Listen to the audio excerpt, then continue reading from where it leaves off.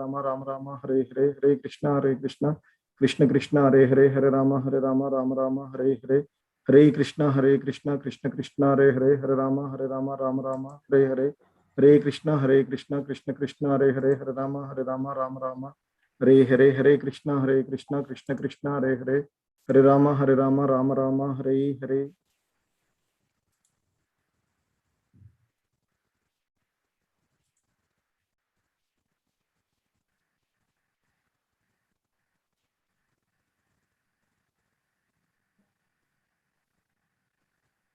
Hare Krishna.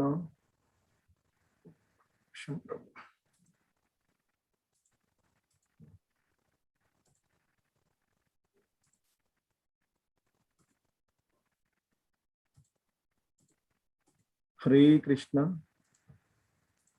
Prabhuji screen వచ్చింది కదా? వచ్చింది ప్రభు. హరే కృష్ణ అండి.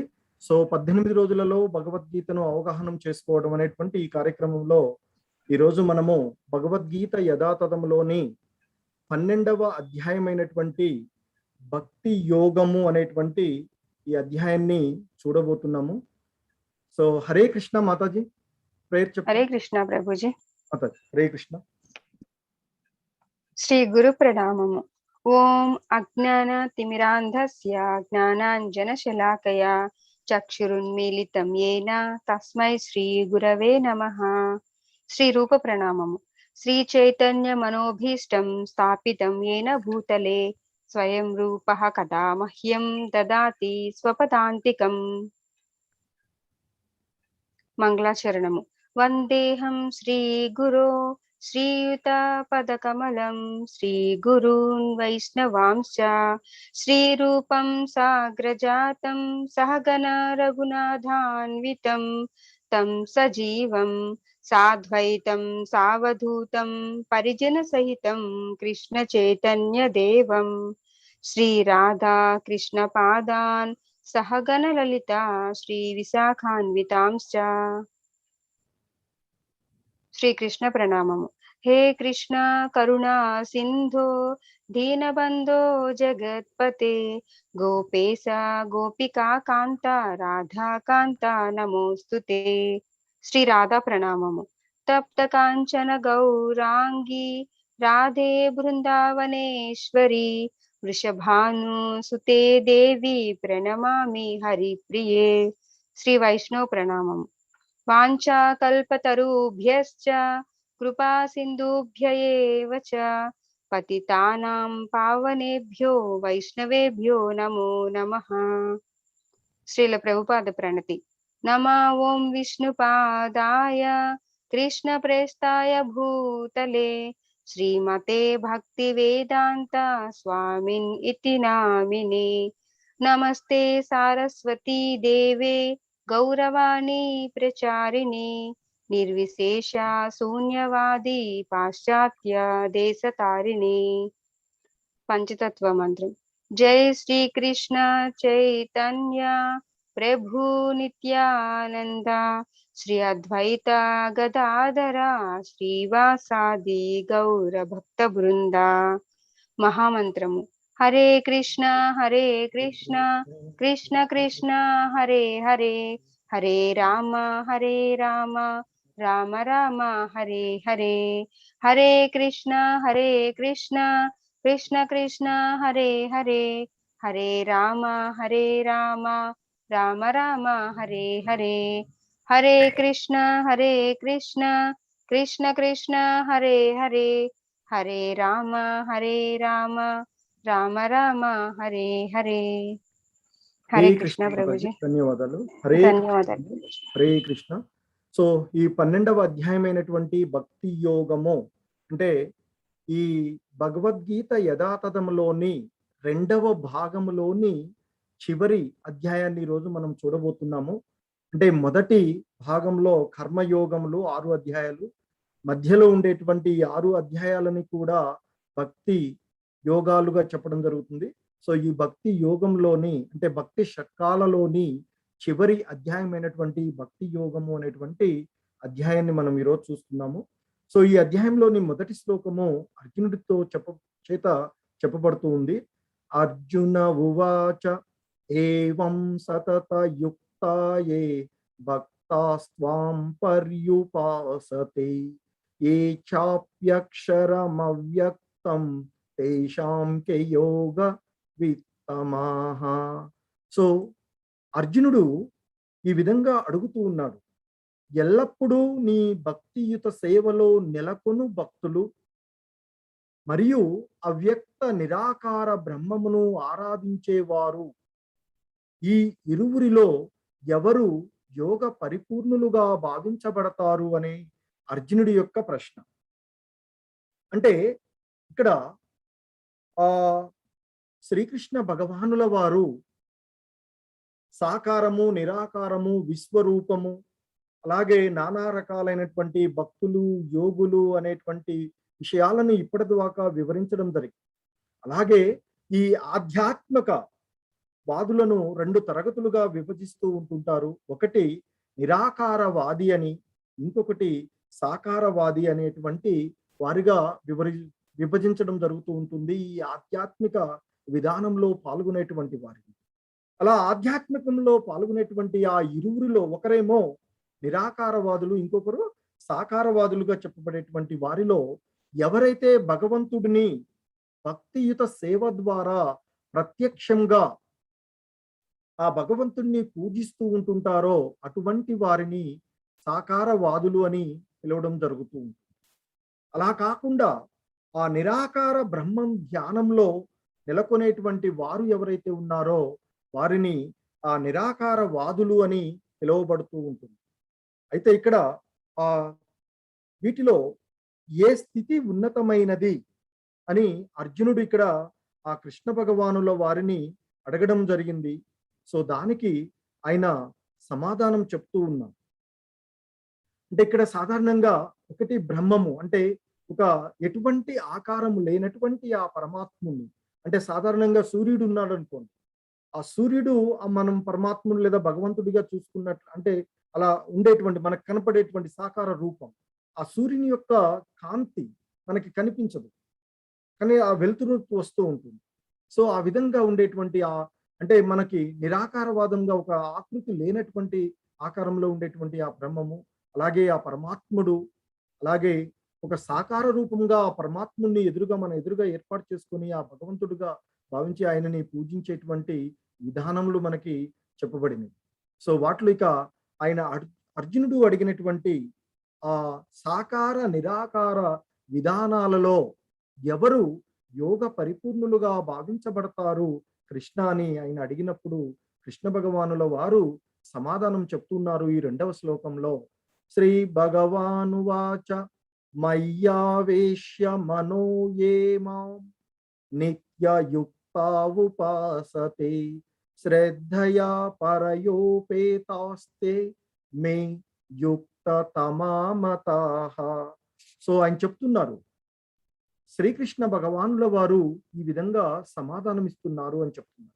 నా సాకార రూపముపైనే తమ మనస్సును స్థిరపరిచి మహోన్నత దివ్యమైన శ్రద్ధతో నన్ను అర్చించడంలో సర్వదా నెలకొని ఉన్నవారే అత్యుత్తమ యోగ పరిపూర్ణులు అని నా అభిప్రాయము అర్జున అంటూ ఆ అర్జునుడు అడిగినటువంటి ప్రశ్నలకు ఇక్కడ ఆ కృష్ణ భగవానుల వారు సమాధానంగా చెప్పింది ఏంటంటే, తన యొక్క సాకార రూపంపైనే దృష్టిని కేంద్రీకరించి భక్తి శ్రద్ధలతో తనను ఎవరైతే అర్చిస్తూ ఉన్నారో అంటే పూజిస్తూ ఉన్నారో అటువంటి వారే యోగంలో అత్యంత పరిపూర్ణులుగా భావించబడతారు అని, అటువంటి కృష్ణ భక్తి భావనలో ఉండేటువంటి వాడికి ఆ కృష్ణుడి కొరకే సర్వము చేస్తూ ఉండేటువంటి వారుగా ఉంటారు అని, ఆ అటువంటి వారే అత్యుత్తములు అని తన యొక్క అభిప్రాయము అర్జున అని చెప్పి ఆ అర్జునుడు అడిగినటువంటి ప్రశ్నలకి కృష్ణ భగవానుల వారు సమాధానం ఇవ్వడం జరిగింది. అలా ఇస్తూ ఇంకా చెప్తున్నారు ఆయన, కానీ ఇంద్రియ అతీతము, ఆ ఇంద్రియాలకు అతీతముగాను సర్వ వ్యాపకము, ఊహాతీతము, మార్పులేని కదలని స్థిరమైన వ్యక్తీకరించబడని అంటే ఆ పరతత్వ నిరాకార భావనను పూర్తిగా ఆరాధించేవారు సమస్త ఇంద్రియములను నియంత్రించడము ద్వారా అందరి పట్ల సమభావము కలిగి అందరి క్షేమంలో నిమగ్నమై చివరికి నన్ను పొందుతారు. అంటే ఆ నిరాకార విధానంలో కూడా, అంటే లక్ష్యం అంత్యంగా ఆ దేవదేవుడిని అయినటువంటి ఆ భగవంతుడిని చేరుతారు. అంటే ఆ నిరాకార విధానం కూడా ఆ భగవంతుడిని చేరుకోవడానికే అది దోహదపడుతుంది. అంటే సాకార విధానము ఉన్నతమైందని చెప్పారు.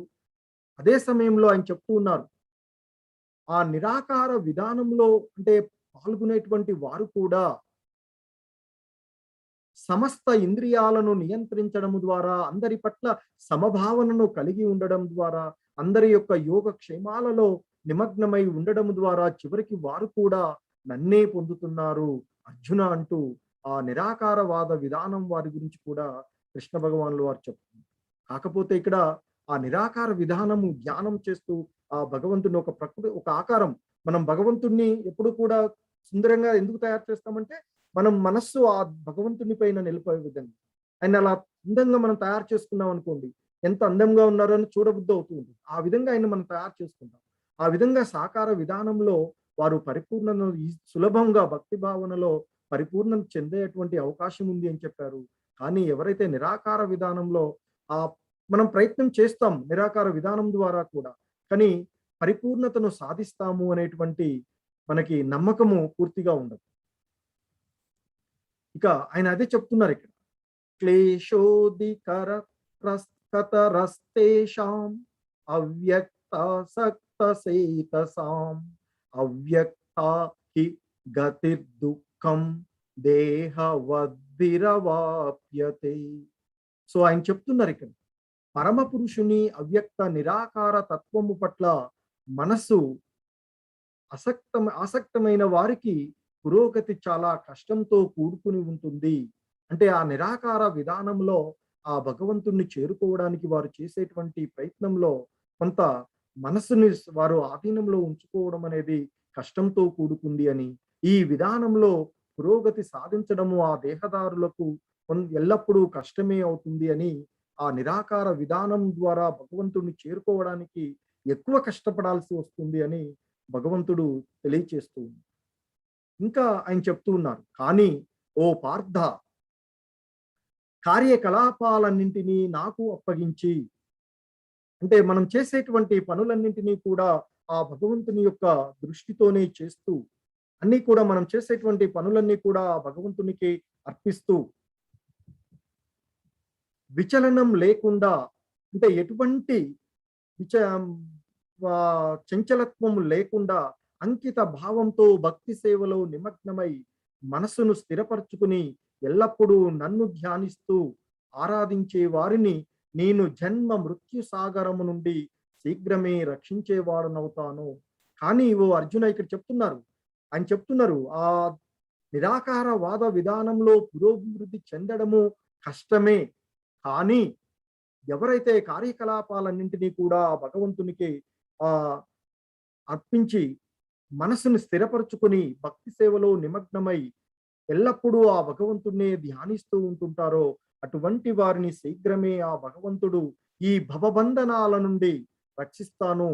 ఈ మృత్యు సాగరం ఏదైతే అంటే జన్మ మృత్యు సాగరం, జన్మించడము, కొంతకాలం ఉండడము, మరలా మన మృత్యువు రాగానే మరలా వెళ్ళిపోవడము, ఆ విధంగా ఈ జన్మ మృత్యు సాగరము అనేటువంటి భవబంధనాలు ఏవైతే ఉన్నాయో వీటన్నిటి నుండి కూడా వారిని వెంటనే నేను రక్షిస్తాను. ఎవరైతే నాపైనే మనసును స్థిరపరచుకుని ఎల్లప్పుడూ నన్నే స్థిరంగా ధ్యానిస్తూ ఉంటుంటారో అటువంటి వారిని నేను శీఘ్రమే ఈ భవబంధనాల నుండి ముక్తిని పొందింపజేస్తాను అని చెప్తూ, సో ఇక ఆ విధంగా చెప్తూ ఆ కృష్ణ భగవానుల వారు ఈ భక్తి యోగంలో ఆయనని పూజించడానికి ఏ విధమైనటువంటి భక్తులను మనము ఆ భక్తులు ఉండేటువంటి విధానాలను ఆయన చెప్తున్నారు. ఈ 8వ శ్లోకంలో అనన్య భక్తి అంటే పరమ భక్తి, ఇక ఎప్పుడు కూడా భగవంతుడినే ధ్యానిస్తూ ఉండేటువంటి వారు.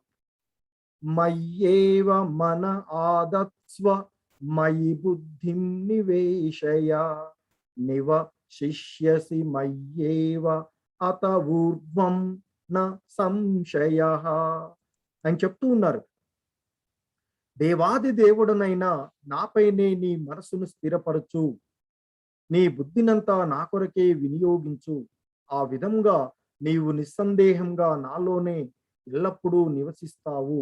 అంటే ఆ భగవంతుడిపైనే మనస్సుని స్థిరపరచుకొని ఆ బుద్ధినంతా కూడా ఆయన కొరకే ఉపయోగిస్తూ మనం చేసేటువంటి ప్రతి పనులలో కూడా కృష్ణ హరే కృష్ణ హరే కృష్ణ కృష్ణ కృష్ణ హరే హరే అనేటువంటి, అంటే ఆ భగవంతుడు ఆయన యొక్క నామము వేరు కాదు అనేటువంటి భావనలో మనము ఎల్లప్పుడూ కూడా ఆ భగవంతుడి యొక్క నామాన్ని స్మరిస్తూ మనస్సును ఆయన పైన స్థిరీకరించి బుద్ధినంతా కూడా ఆయన కొరకు వినియోగిస్తూ ఉన్నట్లయితే నిస్సందేహంగా, అంటే ఎటువంటి సందేహము లేకుండా ఆ భగవంతుడిలోనే లీనమయ్యేటువంటి విధంగా ఉంటుంది.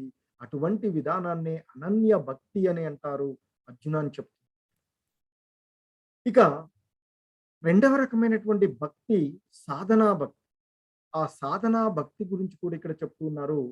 అత చిత్తం సమాదాతుం న శక్నోసి మయి స్థిరం అభ్యాస యోగేన తతో మామిచ్చాప్తుం ధనుంజయ.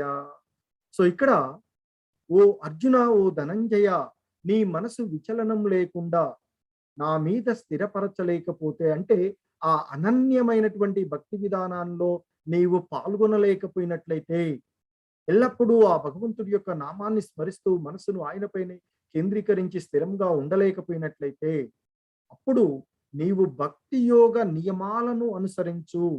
అంటే ఈ భక్తిలో పురోభివృద్ధి చెందడానికి కావలసినటువంటి భక్తి మార్గాలను, భక్తి నియమాలను, ఆ భక్తి యోగ నియమాలను ఒక గురువు ద్వారా వాటిని ఆచరించు. అలా ఆచరించడం ద్వారా నీవు నన్ను పొందాలి అనేటువంటి కోరికను పెంపొందించుకొనవచ్చు అని. అంటే ఆ భగవంతుని యొక్క లీలలు వినడము, ఆ భగవంతుడిని కీర్తించడం చేస్తూ ఉన్నట్లయితే ఆయన్ని పొందాలి, ఆయనలో ఏకమై ఉండాలి అనేటువంటి భావన పెరుగుతుంది అని చెప్తున్నారు. దానిని సాధన భక్తి అని చెప్తున్నారు ఆయన.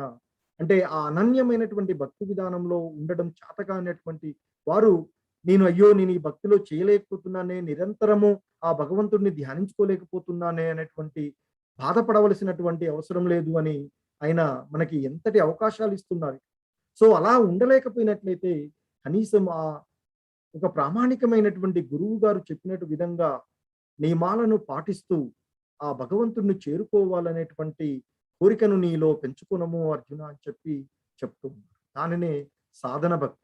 ఇంకా చెప్తున్నారు ఆయన, ఒకవేళ అనన్య భక్తి సాధన భక్తి కూడా నీకు చేయడం చేత కాకపోతే ఆ భగవంతుడి కోసం పనులు చేయమని చెప్తున్నారు. దానినే నిష్కామ కర్మ అని అంటున్నారు. ఆయన అంటున్నారు ఇక్కడ, అభ్యాసేప్య సమర్థోసి మత్కర్మ పరమో భవ మదర్థమపి కర్మాని కుర్వన్ సిద్ధిమవాప్స్యసి అని చెప్తున్నారు. ఈ భక్తి యోగ నియమాలను కూడా నీవు అభ్యాసం చేయలేకపోతే, అంటే ఆ ముందు చెప్పినటువంటి ఆ రెండు రకాలైనటువంటి భక్తి, అంటే అనన్య భక్తి, ఆ తర్వాత సాధనా భక్తి కూడా నీవు చేయలేకపోయినట్లయితే నా కోసమే పనులు చేయడానికి ప్రయత్నించుము.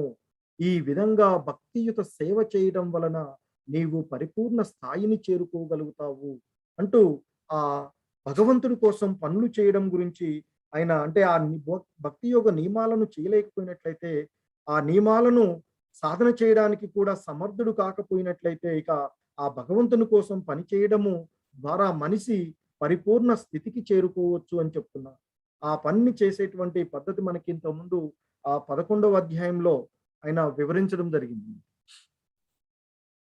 సో సాధారణంగా ఈ మాయలో పనిచేసేటువంటి వాళ్ళు ఏదైనా సంపాదించినట్లయితే ఆ సంపాదన, ఆ మాయలో పనిచేసేటువంటి వారు తన దగ్గర ఉన్నటువంటి దాంతో ఏదో ఒక ఈ భౌతికమైనటువంటి విషయాలకు అవసరమైనటువంటి బాగా డబ్బు సంపాదించడం ఏమనుకుంటాడు, ఒక మంచి ఫోన్, పెద్ద ఫోన్ కొనుక్కోవాలని, లేదా ఇతరుల కంటే మన పక్కనున్నోడి కంటే పెద్దమైనటువంటి టీవీ కావాలని, లేదా వానికి ఉన్నటువంటి కారు కంటే ఇంకా పెద్ద కారు కావాలని అలా భావిస్తాం. అలా కాకుండా ఆ భక్తి భావనలో పనిచేసేటువంటి వారు తను ఎప్పుడు కూడా తన సంపాదనలో కొంత భాగాన్ని ఆ ఆధ్యాత్మిక విషయాల కోసం, ఆ భగవంతుని యొక్క జ్ఞానాన్ని తెలుసుకోవడానికి సంబంధించినటువంటి ఆధ్యాత్మిక పుస్తకాలు కానీ ఆధ్యాత్మిక విషయాలను తెలుసుకోవడానికి ఆ టెంపుల్స్ కి సంబంధించినటువంటి వాటిలో పాల్గొనడం జరుగుతూ ఉంటుందని చెప్పి ఇక ఆయన విధంగా చెప్పినటువంటి ఆ 3 రకాలైనటువంటి భక్తి భావనలలో కూడా పాల్గొనడం చేత కాకపోయినట్లయితే ఇక సకామ కర్మలు చేయమని చెప్తున్నారు ఆయన. అయినా నీవు నా కొరకు భక్తితో పని చేయటంలో అంటే నిష్కామ కర్మలో కూడా నీవు చేయలేకపోయినట్లయితే నీ కర్మ ఫలములను త్యజించడం ద్వారా మరియు ఆత్మ నిగ్రహమును కలవాడవై ఉండుటకు ప్రయత్నించుము. ఆ విధంగా చేయడం ద్వారానైనా నన్ను చేరుకోవాలి అంటే ఆ భక్తి భావనను పెంపొందించుకునేటువంటి అవకాశము ఉంటుంది అని చెప్తుంది.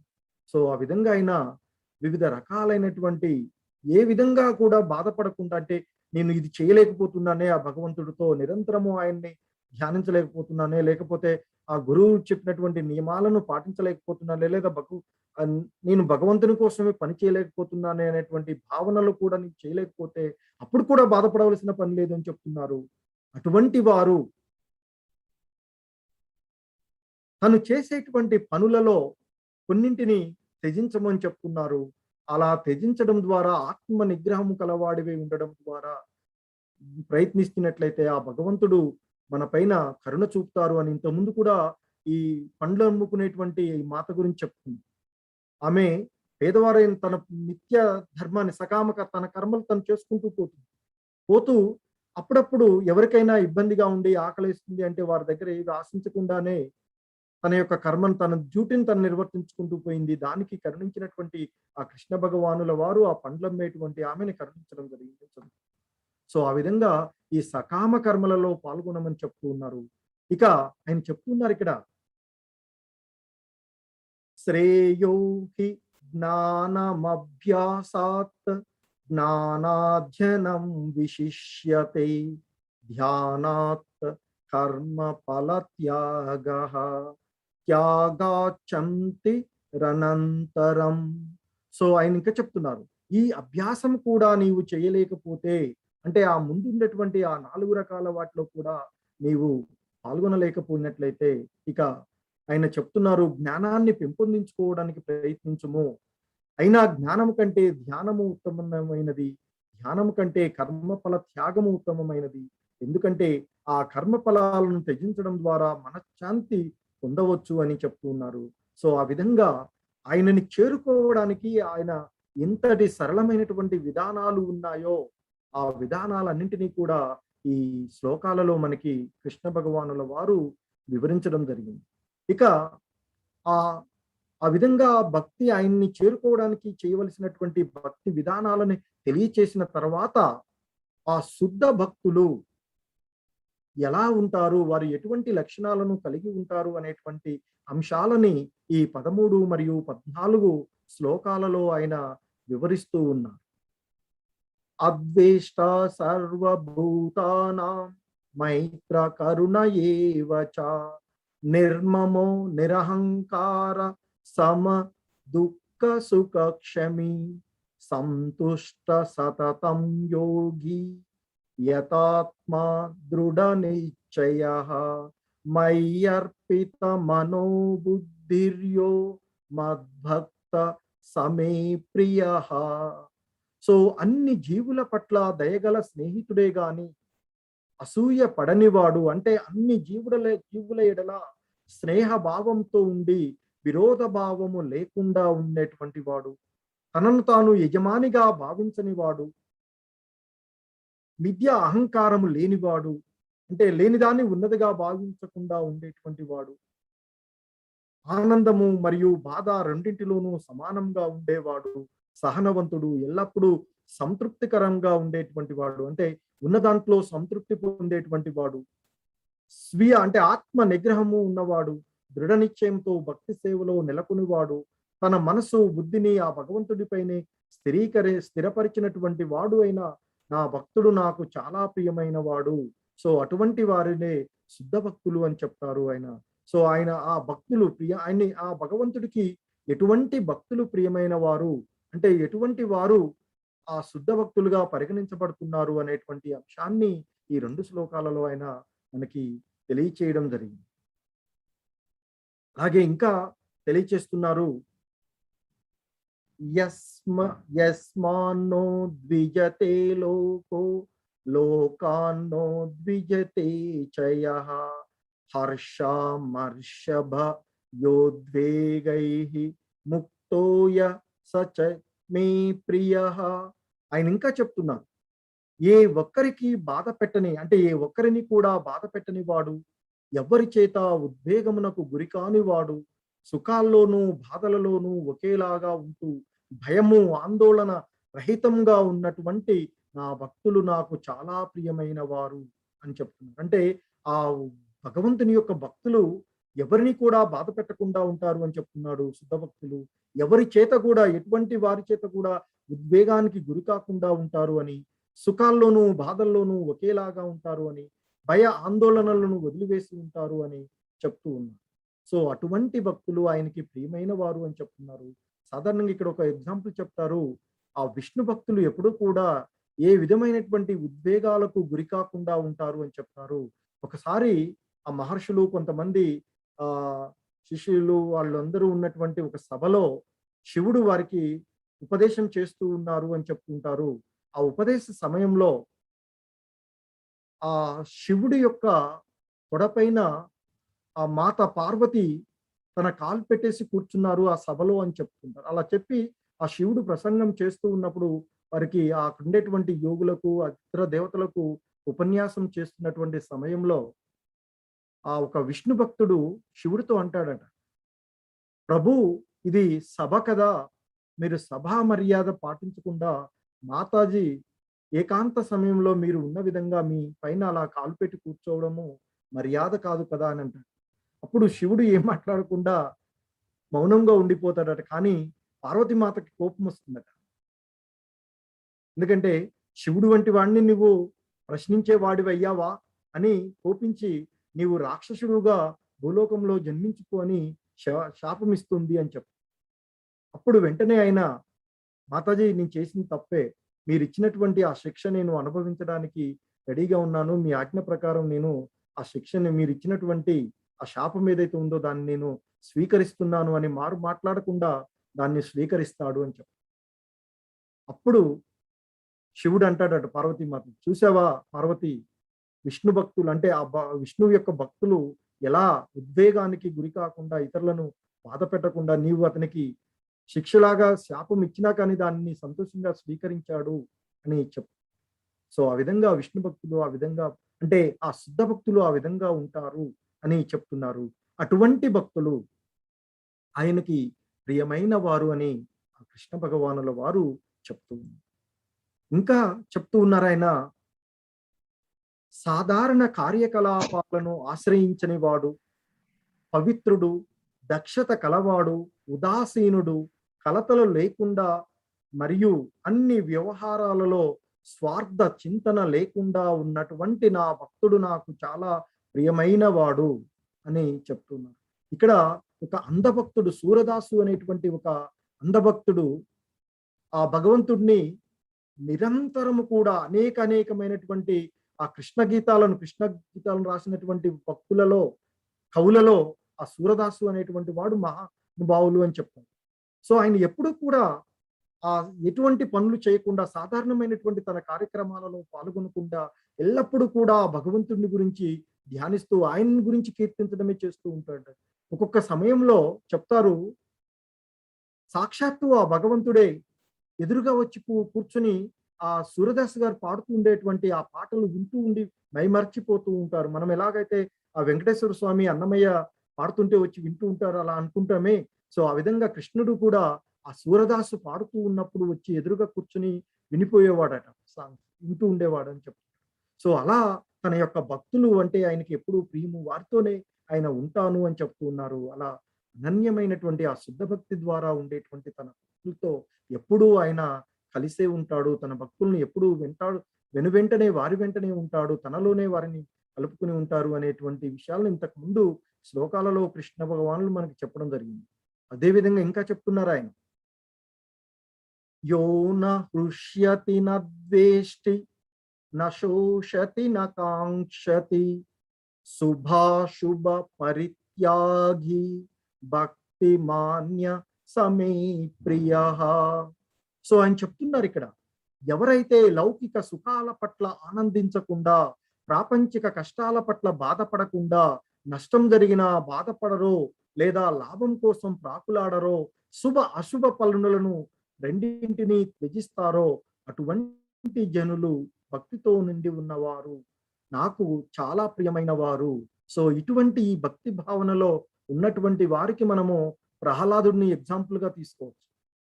ఆయన ఎటువంటి ఆ లౌకికమైనటువంటి, ఇక్కడ మనం అనుభవించేటువంటి సుఖాలు రెండు రకాలుగా చెప్పారు. లౌకికమైన సుఖాలు, అలౌకిక అంటే ఆధ్యాత్మికమైనటువంటి సుఖాలు. సో ఈ లౌకిక సుఖాల పట్ల ఆనందించకుండా ఉన్నటువంటి వాడు ఆ ప్రహ్లాదుడు అని చెప్తాడు. చిన్న వయసు నుండే ఆయన ఎటువంటి ప్రాపంచికమైనటువంటి ఎన్ని కష్టాలు, తన తండ్రి ఆయన్ని ఎన్నో ఇబ్బందులు పెడుతూ ఉంటాడు. ఏనుగులతో తొక్కించడము, సర్పాలతో, మహామహా కాలకూట సర్పాలతో కర్పించడము, అగ్నిలో వేయడము వంటి కష్టాలు పెట్టినా ఎటువంటి విచలనం లేకుండా ఉన్నాడు అని చెప్తాడు. సో అలా బాధపడకుండా, నష్టం జరిగినా బాధపడకుండా ఉంటారు, లాభం కోసం ప్రాకులాడకుండా ఉంటారో, శుభ అశుభ పనులు అన్నింటినీ కూడా త్యజించి ఉంటారో, అటువంటి వారు తనకి చాలా చాలా ప్రియమైన వారు, తన భక్తులు అని చెప్తూ ఉన్నారు. ఇంకా ఆయన చెప్తున్నారు, సో ఎవరైతే తన భక్తులు శత్రు మిత్రులతో సమభావనతో ఉండువాడు, అంటే తన భక్తులు ఎవరైతే ఉన్నారో, సమ శత్రౌచ మిత్రైచ తత మానాపమానయోః శీతోష్ణ సుఖ దుఃఖేషు సమ సంగ వివర్జితః తుల్య నిందాస్తుతిర్మనన్ మౌని సంతుష్టో ఏన కేనచిత్ అనికేత స్థిరమతిః భక్తిమాన్ మే ప్రియో నరః. ఆయన చెప్తున్నారు, శత్రువులతో మిత్రులతో సమభావనతో ఉండేవాడు. అంటే శత్రువును ఒక రకంగాను, మిత్రుడిని మరొక రకంగాను చూడకుండా, శత్రువైనా మిత్రుడైనా మన కర్మల ప్రకారంగా వారు మనకి ఆ విధంగా మనతో ప్రవర్తిస్తున్నారు అనేటువంటి భావనతో ఉండి, ఇద్దరిని కూడా సమానంగా ఎవరైతే చూడగలుగుతారో, అలాగే గౌరవం వచ్చినా అగౌరవం వచ్చినా, వేడి అయినా చలి అయినా, ఆనందమైన బాధ అయినా, కీర్తి అయినా అపకీర్తి అయినా, వాటన్నిటినీ కూడా సమభావనతో స్వీకరించగలిగేటువంటి వాడు, అలాగే ఎల్లప్పుడూ చెడు సావాసం నుండి, అంటే దుష్టమైనటువంటి పనుల నుండి దూరంగా ఉండేటువంటి వాడు, అలాగే ఎల్లప్పుడూ మౌనంగా ఉండేవాడు. మౌనంగా అంటే మాట్లాడకుండా ఉండడం అని కాదు, చెడు గురించి మాట్లాడకుండా ఉండేవాడు, దేనితోనైనా సంతృప్తి చెందేవాడు, ఎవరిని పట్టించుకోనివాడు, జ్ఞానంలో స్థిరమైన పడినవాడు, మరియు భక్తి సేవలో నిమగ్నమైన మనుజుడు నాకు చాలా ప్రియమైన వాడు అర్జున అంటూ. సో ఈ భక్తి భావనలో ఉండేటువంటి ఆ భక్తులు, తన భక్తులు అంటే ఎవరైతే, ఎటువంటి తన భక్తులు తనతో కలిసి ఉంటారో, తనకు ఇష్టమైన వారుగా తన భక్తిలో ఉండేటువంటి వారి గురించి ఆ కృష్ణ భగవానుల వారు ఈ అధ్యాయంలో మనకి వివరించారు. ఇక ఈ అధ్యాయం యొక్క, సో ఇంతకు ముందు కూడా మనం చెప్పుకున్నాం, అలా శత్రువులనైనా మిత్రులనైనా సమభావనతో దర్శించడం ఎలా అంటే, అంబరీషుని మనం చూసుకున్నాం ఇంతకుముందు. ఆ అంబరీషుడు ఆ దుర్వాసముని తను సాదరంగా ఆహ్వానపరిచి తనని అతిథి మర్యాదలు చేస్తూ ఉంటే, ఒక రాక్షసుడిని తయారు చేసి, అంటే కొంచెం లేటుగా వచ్చిందని చెప్పేసి ఆ బ్రాహ్మణుడు చెప్పినటువంటి విషయం ద్వారా నీళ్లు తీసుకుంటాడు, దీక్ష విరమించకుండా, ఆహారం స్వీకరించకుండా. దానికే ఆగ్రహించినటువంటి ఆ దుర్వాసముని, మహాకోపిష్టి అయినటువంటి ఆ దుర్వాసముని తన జటలంలోని ఒక ఎంట్రుక తీసి రాక్షసునిగా తయారు చేసి ఆ అంబరీషుడి మీదకి పంపుతాడు. కానీ అంబరీషుడు అంత జరిగినా కానీ ఆ దుర్వాసముని క్షమించగలుగుతాడు. సో అది ఆ విష్ణు భక్తుల యొక్క స్థిరత్వం గురించి ఎన్నో కథలు ఉంటాయి ఇక్కడ మనకి ఆ భక్తుల గురించి వినడానికి. సో ఆ విధంగా స్థిరంగా ఉండేటువంటి వారి గురించి చెప్తున్నారు. ఇక చెప్తూ ఈ అధ్యాయంలో చివరి శ్లోకంలో ఈ విధంగా చెప్తూ ఆయన ఈ అధ్యాయాన్ని ముగిస్తున్నారు. ఏతు ధర్మ్యామృతమిదం యతోక్తం పర్యుపాసతే శ్రద్ధ దానమత్పరమ భక్తాస్తేతీవ మే ప్రియాః.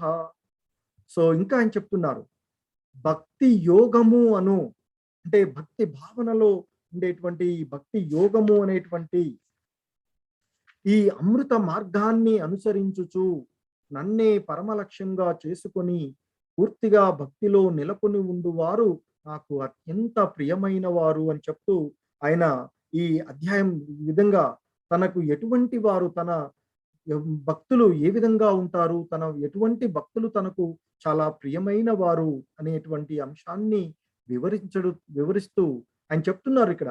ఈ భక్తి యోగము అనేటువంటి అమృత మార్గము, అంటే ఈ భక్తి యోగం ఏదైతే ఉందో అది అత్యంత సరళమైనది, ఆచరించడానికి అనువైనటువంటిది, అది అమృత తుల్య మార్గం. అంటే ఇక దాన్ని చేరుకున్నట్లయితే ఇక ఈ భవబంధనాల నుండి ముక్తి పొంది శాశ్వతమైనటువంటి తత్వాన్ని పొందడానికి ఉండేటువంటి మార్గము అది అని చెప్తున్నారు.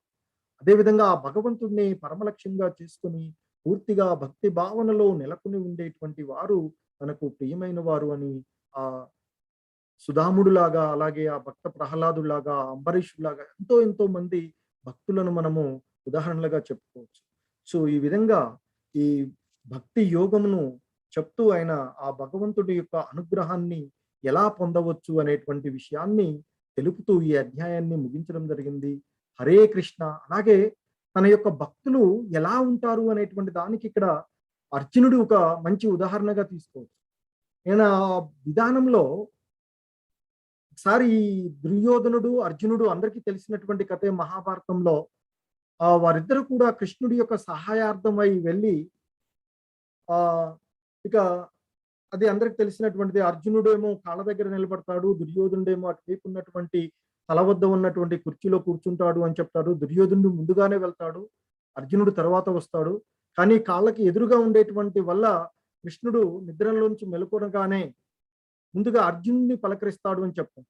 అర్జునుడిని పలకరించగానే దుర్యోధనుడు అంటాడు, లేదు కృష్ణ, నేను ముందొచ్చాను, మీరు నన్ను పలకరించాలి, నాకు అవకాశం ఇవ్వాలి అంటే, లేదు, నాకు ఎదురుగా ఉన్నటువంటి ముందు నేను చూశాను కాబట్టి నేను అర్జునుడిని పలకరించాను అని చెప్తాను. అలాగే మరి మీరు ఎందుకు వచ్చారు మీరిద్దరు అంటే వాళ్ళు చెప్తారు, మీ యొక్క సహాయార్థం వచ్చామని చెప్తే అప్పుడు కృష్ణ భగవానులు అంటారు, my army will be on the one side and I will be on the other side and I won't fight అని చెప్తారు. నా యొక్క సైన్యం అంతా ఒక భాగంగా చేస్తాను, మరొక భాగంగా నేను ఒక్కడనే ఉంటాను, ఆ ఒక్కడిని కూడా నేను యుద్ధం చేయను. ఆ యాదవ్ సైన్యం ఏదైతే ఉందో మొత్తం నారాయణీ సైన్యం అని చెప్తారో, ఆ కృష్ణ భగవానుల వారి సైన్యం, ఆ సైన్యం అంతా ఒక భాగం చేస్తాను, నేను ఒక్కడిని ఒకవైపు ఉంటాను అని చెప్పి, అందులోనూ నేను ఆయుధం పట్టి యుద్ధం చేయను అని చెప్తాను. అయినా నేను ఇప్పుడు అర్జునుడికే అవకాశం ఇస్తున్నాను, అర్జున కోరుకో అని చెప్పు. అప్పుడు అర్జునుడు భక్తుడు కాబట్టి ఆయనకు తెలుస్తుంది. అప్పుడు అర్జునుడు అడుగుతాడు, we want you my lord, Krishna మీరు కావాలి నాకు, మీ యొక్క ఆర్మీ వద్దు అని అంటాడు. వెంటనే దుర్యోధనుడు మనసులో సంతోషపడి, ఓ మూర్ఖమైనటువంటి అర్జున, నీకు అవకాశం వచ్చినా నువ్వు వినియోగించుకోలేకపోయావు అని ఆలోచిస్తాడు. అది అభక్తుడు ఆలోచించేటువంటి విధానం. దుర్యోధనుడికి ఆ భక్తి తత్వం తెలవక, ఆయన భగవంతుడి యొక్క తత్వం ఆయన అర్థం చేసుకోలేక, నాకు సైన్యం ఉంది కదా, ఒక్కడే యుద్ధం, అందులోనూ ఒక్కడే, మళ్ళీ ఆ ఒక్కడు కూడా యుద్ధం చేయనంటున్నాడు, అటువంటి వాడిని నేను తీసుకుని ఏం చేసుకుందును, నాకు అర్జునుడు మంచి అవకాశమే ఇచ్చాడు అని మనసులో సంతోషపడతాడు. కానీ ఏం తెలుస్తుంది, ఒక నిజమైనటువంటి భక్తుడికి ఏది అవసరం లేదు, ఆ భగవంతుడు తప్ప. సో అర్జునుడు కూడా ఇక్కడ అదే కోరుకున్నాడు. ఏ true devotee wants nothing but the lord. భగవంతుడు తప్ప నిజమైనటువంటి భక్తుడికి ఏమీ అవసరం లేదు అని చెప్తాడు. సో ఇంతకు ముందు కూడా చెప్పుకున్నట్లు శ్రీమద్ భాగవతం ప్రకారంగా 9 రకాలైనటువంటి భక్తి విధానాలు మనకి చెప్పుకున్నాము. మరొకసారి ఆ పేరు చెప్తున్నాను. శ్రవణం, కీర్తనం, విష్ణు స్మరణం, పాదసేవనం, అర్చనం, వందనం, దాస్యం, సాంఖ్యం, ఆత్మ నివేదనం. ఒక భక్తుడు ఈ 9 రకాలైనటువంటి భక్తులలో దేనినైనా సాధన చేయవచ్చు అని చెప్తారు. సో వీటికి ఉదాహరణకు కూడా మీకు ఆల్రెడీ గ్రూప్ లో పెట్టడం జరిగింది, మీకు ఇంతకు ముందే వివరించాము వీటికి ఎగ్జాంపుల్స్. హరే కృష్ణ. హరే కృష్ణ అండి అందరికీ. హరే కృష్ణ కృష్ణ కృష్ణ హరే హరే, హరే రామ రామ రామ హరే హరే. హరే కృష్ణ. జగద్గురు. హరే